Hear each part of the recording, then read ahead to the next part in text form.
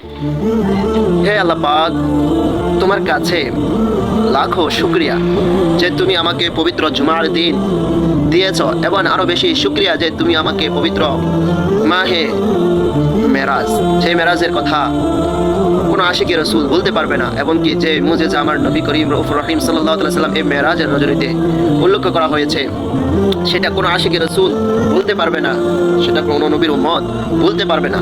তোমার কাছে লাখো শুকরিয়া যে আমাকে আমার হায়াতের মধ্যে আরেকটি শবে মেরাজ পাওয়ার তৌফিক দান করেছ, এবং এই উসিলা করে আমাদের সকলের তামাম জিন্দেগীর গুনাহগুলো ক্ষমা করে দাও। আগামী মেরাজ আগামী একটা শুক্রবার পাবো কিনা তাও সন্দেহ নাই।